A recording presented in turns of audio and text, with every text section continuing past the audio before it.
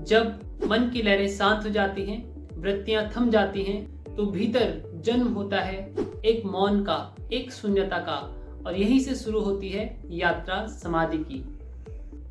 योग का अंतिम तथा सर्वोच्च अंग, जहां साधक कर्तापन के भाव से मुक्त हो जाता है, जहां अनुभवकर्ता खुद स्वयं अनुभव बन जाता है, वही है समाधि।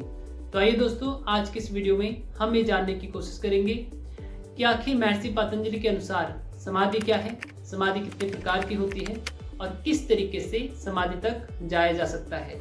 महर्षि पतंजलि दो प्रकार की समाधि बतलाते हैं। पहला संप्रज्ञात समाधि, दूसरा असंप्रज्ञात समाधि। संप्रज्ञात समाधि के संबंध में बताते हुए महर्षि पतंजलि अपने योग दर्शन के समाधिपाद के सूत्र संख्या 17 में लिखते हैं कि वितर्क, विचार, आनंद, अस्मिता रूप अनुगतम संप्रज्ञातः। देखिए, महर्षि पतंजलि इस समाधि की पहचान 4 आधारों पर करते हैं: वितर्क अनुगत समाधि, विचार अनुगत समाधि, आनंद अनुगत समाधि, अस्मिता अनुगत समाधि। देखिए, जब साधक स्थूल वस्तुओं पर ध्यान करता है, जैसे पंच महाभूत जल, अग्नि, आकाश, पृथ्वी और वायु, पंच ज्ञानेंद्रियां, पंच कर्मेंद्रियां, यानी यहाँ पर जो ध्यान का विषय है, जिस पर ध्यान किया जा रहा है, वह बहुत बड़ा है, स्थूल है, तो ऐसी समाधि वितर्क अनुगत समाधि कहलाती है।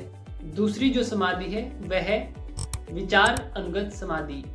इस समाधि में जो ध्यान का विषय होता है, जिस पर ध्यान किया जाना है, वह बहुत सूक्ष्म होता है, बहुत छोटा होता है, जैसे पंच तन्मात्राएं, रूप, रस, स्पर्श, गंध, स्वाद, या हमारे भीतर चलने वाला ऊर्जा का प्रभाव, या भीतर नाद पर जब हम ध्यान को एकाग्र करते हैं तो जो समाधि लगती है, वह समाधि विचार अनुगत समाधि कहलाती है।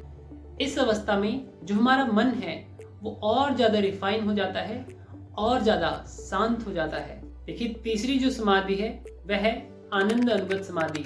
जब ध्यान करते करते मन साफ हो जाता है, मन इतना स्थिर हो जाता है कि भीतर से एक प्रसन्नता, एक आनंद पैदा होने लगता है।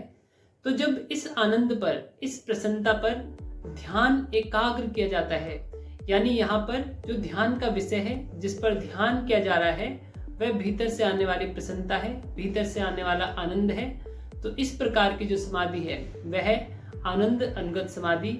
यानी यहाँ पर जो ध्यान का विषय है वो भीतर से आने वाली प्रसन्नता है, आनंद है। इसके बाद की जो समाधि है वह है अस्मिता अनुगत समाधि। संप्रज्ञात समाधि का सबसे गहरा रूप, जहाँ ध्यान न किसी वस्तु पर है, न किसी विचार पर है, न किसी भावना पर है, न किसी आनंद पर है। यहाँ ध्यान है अपनी अस्मिता पर, अपने एग्जिस्टेंस पर, अपने होने पर, अपने बीइंग पर। यानी यहाँ पर जो ध्यान का विषय है वो हमारा होना, हमारी अस्मिता पर है। तो ऐसी समाधि जहाँ पर ध्यान का विषय हमारी अस्मिता है, हमारी एग्जिस्टेंस है, वही अस्मिता अनुगत समाधि है। यानी साधना के मार्ग में जो पहली गहरी अवस्था है वह है संप्रज्ञात समाधि। यह वह अवस्था है जहाँ मन बिल्कुल शांत हो जाता है, साधक जागरूक रहता है और चित्त केवल एक ही विषय पर टिका रहता है, यानी अभी भी विषय मौजूद है जिस पर ध्यान किया जा रहा है। देखिए, इसको हम एक एग्जाम्पल के थ्रू समझ सकते हैं कि मन एक झील की तरह है। झील में जब पानी की लहरें शांत हो जाती हैं तो उसके नीचे की वस्तुएं आसानी से दिखाई देती हैं। इसी तरीके से संप्रज्ञात समाधि में हमारा मन शांत हो जाता है, जो ध्यान का विषय है पूरी तरीके से साफ दिखाई देने लगता है। यानी स्थूल से लेकर सूक्ष्म तक, आनंद से लेकर अस्मिता तक जो समाधि किसी न किसी विषय पर आधारित होती है वह संप्रज्ञात समाधि है।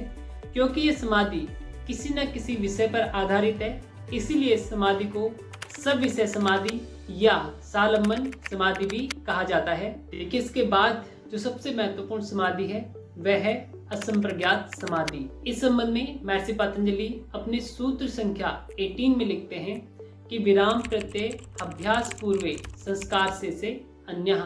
जब चित्त की सभी वृत्तियां रुक जाती हैं, जैसे स्मृति, कल्पना, संशय, नींद, इन सब का पूर्ण रूप से समन हो जाता है, जब ये पूरी तरीके से समाप्त हो जाते हैं, जब ध्यान के लिए कोई ऑब्जेक्ट नहीं बचता, तो इसे ही कहते हैं एब्सोल्यूट स्टिलनेस। पूर्ण रूप से शांति। देखिए, जो असंप्रज्ञात समाधि है वो अभ्यास से आती है। अभ्यास का मतलब होता है शांत रहने का बार बार प्रयास करना। जब अभ्यास मैच्योर हो जाता है तभी सभी वृत्तियां शांत हो जाती। देखिए, इस स्थिति में भले ही चित्त की सभी वृत्तियां बंद हो चुकी हों, मगर जो संस्कार है, जो कंडीशनिंग है, वो अभी भी शेष रहती है। मगर जो ये संस्कार हैं ये बहुत सोई अवस्था में रहते हैं, छुपी अवस्था में रहते हैं। देखिए, इसको हम कुछ इस तरीके से समझ सकते हैं कि जैसे आसमान से बादल पूरी तरीके से हट जाए, न बारिश हो, न बादल हो, न रोशनी हो, न हवा हो, केवल शुद्ध, शांत और निर्विषय आकाश बना हो। यानी यही अवस्था जब हमारे मन के भीतर होती है, जब हमारे मन में कोई विचार न हो, न कोई भावनाएं हो, न कोई अनुभूति हो, न कोई विषय हो, तो जो हमारा चित्त है वो शुद्ध निर्विकार स्थिति में होता है। चेतना एकदम परम शांत स्थिति में होती है और यही है असंप्रज्ञात समाधि। तो आज हमने महर्षि पतंजलि के अनुसार 2 प्रकार की समाधि को समझा है। पहला है संप्रज्ञात समाधि, वो समाधि जो किसी न किसी विषय पर आधारित होती है और विषय के जो आधार हैं उनके आधार पर इस संप्रज्ञात समाधि को वर्गीकृत किया गया है, जैसे वितर्क अनुगत समाधि, विचार अनुगत समाधि, आनंद अनुगत समाधि, अस्मिता अनुगत समाधि। यानी संप्रज्ञात समाधि जो है वो किसी न किसी विषय पर आधारित होती है। दूसरी जो समाधि है वह है असंप्रज्ञात समाधि, जब वृत्तियां पूरी तरीके से रुक जाती हैं मगर जो संस्कार हैं, जो कंडीशन है, वो अभी भी बहुत गहरे सूक्ष्म रूप में मौजूद होते हैं। वह जो समाधि है वह असंप्रज्ञात समाधि है। अंत में साधना वही पूरी होती है जहां पर मन अपने आधार को, मन अपने विषय को खोकर शुद्ध चेतना में विश्राम करता है। वही है असंप्रज्ञात समाधि। तो आज के लिए इतना ही। नमस्कार, धन्यवाद।